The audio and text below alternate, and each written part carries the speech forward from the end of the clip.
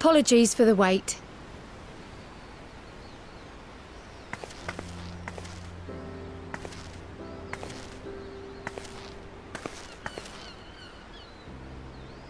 Gabu, have you been good?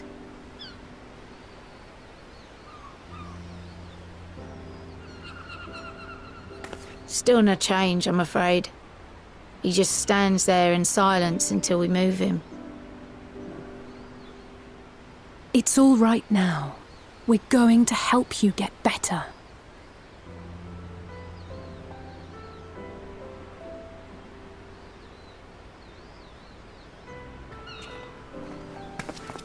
Fancy meeting you here.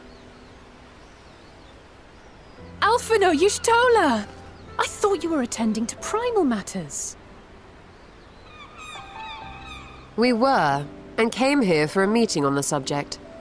Certain pirate factions did not deign to attend, however, and it was cancelled. We had resigned ourselves to having wasted a journey when we chanced to espy you. Could it be that there has been progress with the treatment?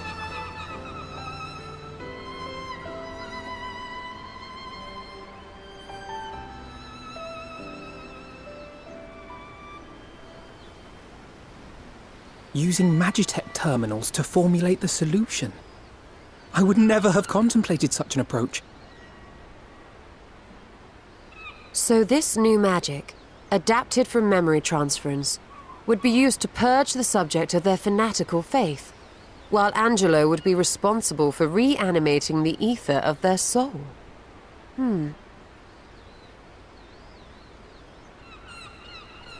Yet I wonder at the practicalities. If one were to reanimate the soul first, it would only serve to exacerbate the tempering. Conversely, a stagnant soul would not respond to the effects of the magic. Would both need to be performed simultaneously? Nothing escapes Master Matoya's inquiring eye. As you say, both must be carried out simultaneously. And thus, I propose to imbue Angelo with the tempering treatment in much the same manner as I did the spirit vessels.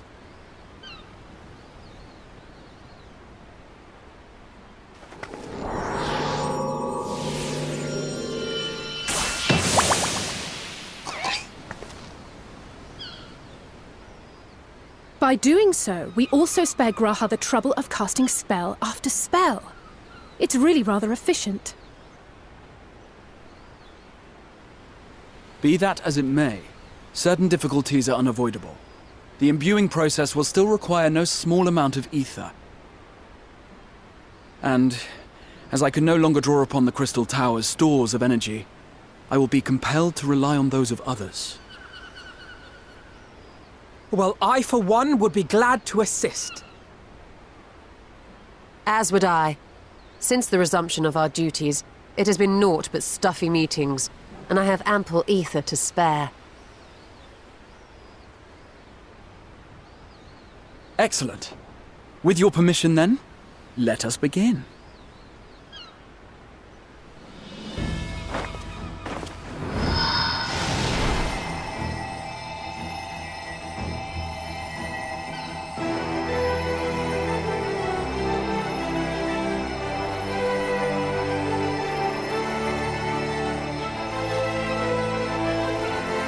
Yes, this will do!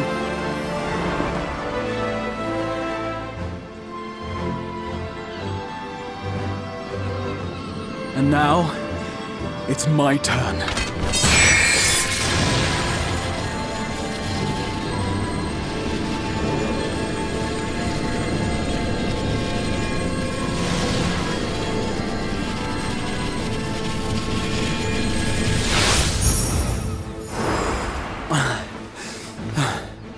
Tis done.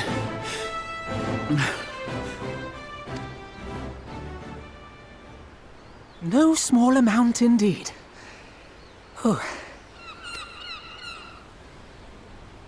Well, we seek to go where even the Allegans did not. It was never like to be easy.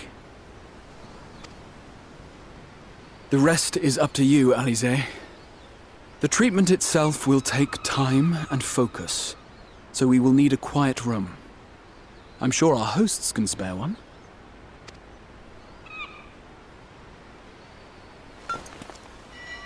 I will go with her. It may be a while before we return, so I would ask for your patience and your faith.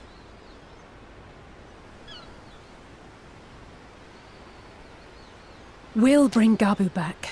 You see if we don't.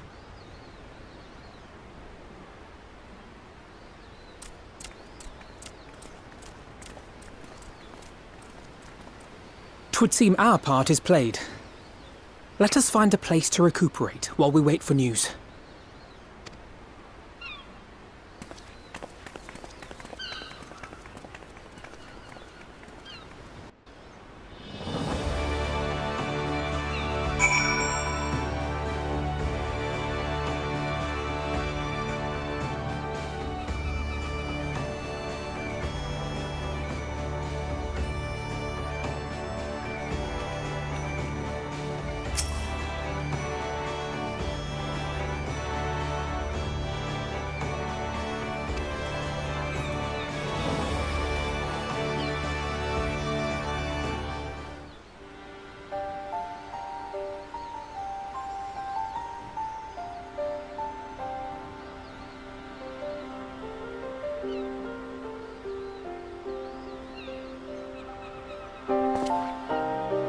For years, Eorzea has laboured to find a solution to the primal problem, without success.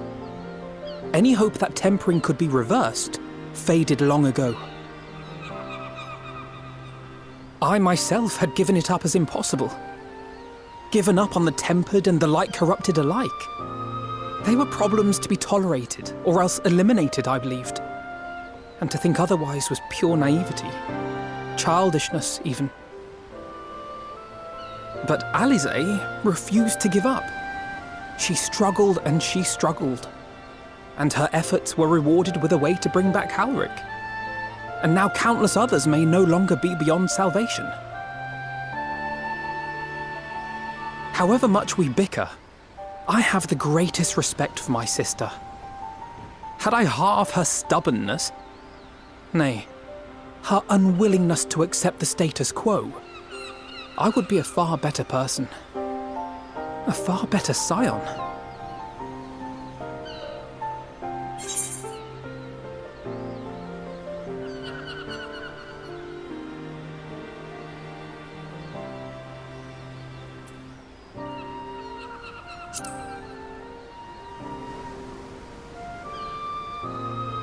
I should, I know. Yet, despite my good intent, I have the feeling that I would only succeed in incurring her ire.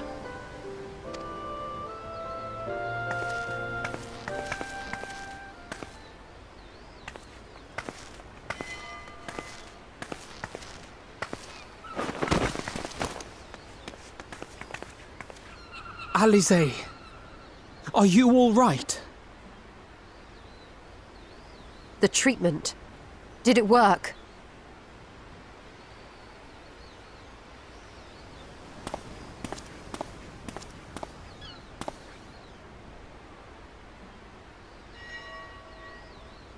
I'm so glad to see you all. Delighted, happy, glad. Gabu!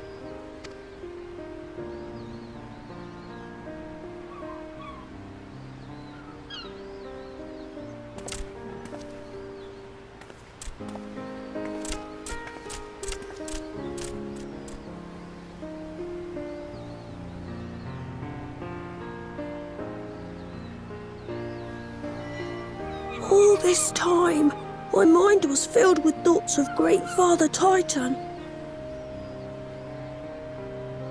But I never forgot about Mother and Father.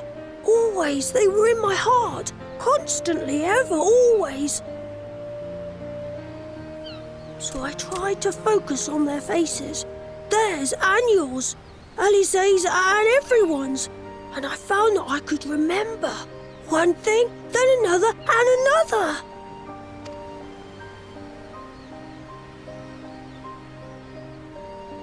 Your hopes reached Gabu.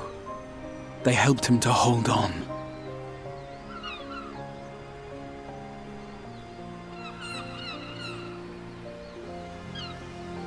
so proud of you, Gabu. I couldn't have done it without you, Alize. Can you help the others too? Cure them, heal them, help them? Yes, we can. All of them.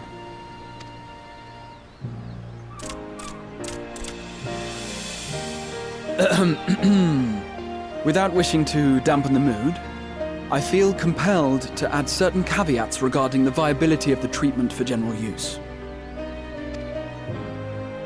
As you know, reversing the effects of tempering demands a profuse amount of ether. And while Alize was able to heal Gabu alone, I fear the same will not be true for those who exhibit more advanced symptoms. Moreover, the treatment's effects are limited to the soul. It offers no succor to those whose very flesh has been altered through prolonged exposure to a primal's influence. All of which is to say that we cannot save everyone. Maybe we can't, or maybe we can. No one gave us a hope of saving Gabu, and yet here we are. We must find a way to treat as many as possible. Then, the next logical step would be to produce a veritable army of Porkses, would it not? Granted, it seemed a simple enough process in the first, but I suspect it will be different here in the source. Not that I am any authority, of course. Yet there is an authority on familiars to whom we may grudgingly turn.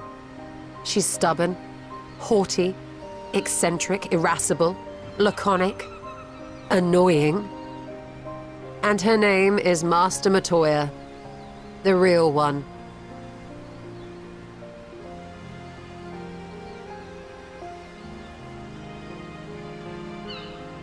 I have to go now, Gabu.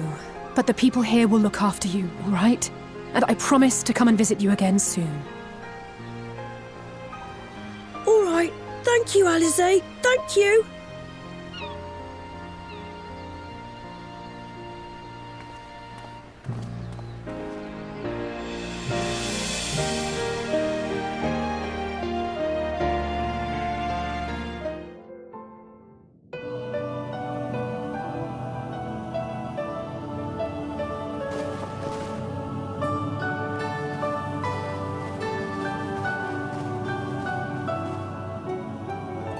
Nary a word from you all this time, then you bring every man and his pirogo with you. Did no one teach you any manners, girl? They were too busy teaching me etherology, Master. Jesting aside, I wanted to be the one to express our gratitude. I am told you spared no effort to sustain our bodies while we were away. And for that, we owe you our lives. Thank you. You were gone so long. I was starting to think you'd set your heart on staying. It wasn't easy to leave, as it happens. Seldom does one have the opportunity to study other worlds, and I would not have minded extending my stay by a handful of years.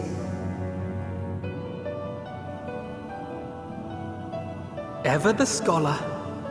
Y'shtola dedicated herself to studying ancient civilizations of the first, befriending a tribe known as the Night Blessed in the process. There she took on the name of Matoya and won the respect of all the children of the forest.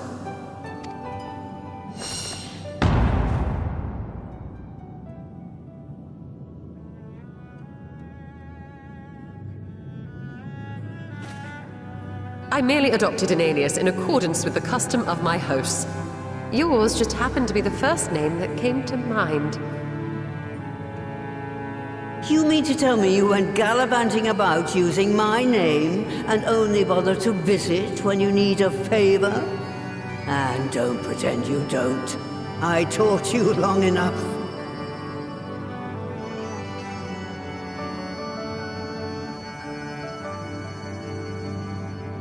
Indeed. And devoted pupil that I am, I could not fail to recall my master's sage advice.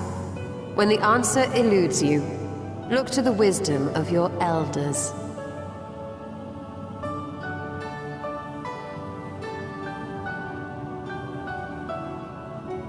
You there. Were you going to introduce yourself?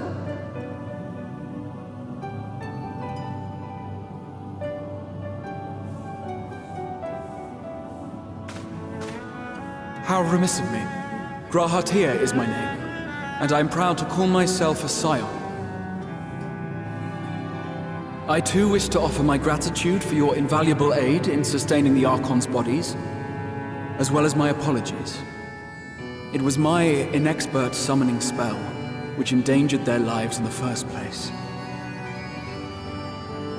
Ah, yes. The one bent on digging up the mysteries of Alag. Old Galaf used to speak of you, and Kryles told me all about your recent exploits.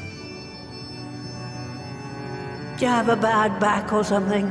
At ease, boy. Whatever mess you've made, I'm not in the habit of dwelling on the failings of the younger generation. You are too kind. I've also heard much and more about you, Master Matoya. 'Tis an honor to finally make your acquaintance. Well, that's more than enough pleasantries for anyone. Tell me what you want. I haven't got all day.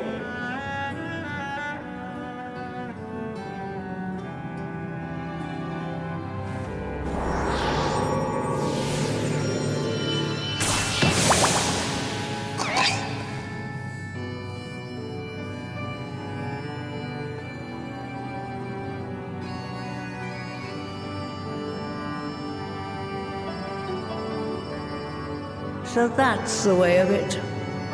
It should be a simple enough matter to make the familiar. The magic, on the other hand. Ah, that you may leave to me. Being the only one possessed of royal blood, I alone can imbue the subject with the necessary magic. So I just need to create porxes with the power to stir the soul. Just, I say. Though we're talking about a veritable herd of the little buggers, we'd collapse before we reached double figures.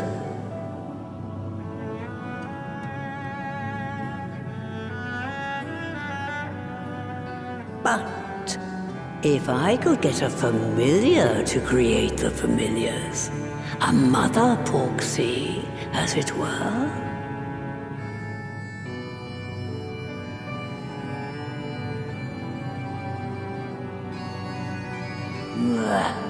Seems I haven't seen the last of that moldy old hole after all.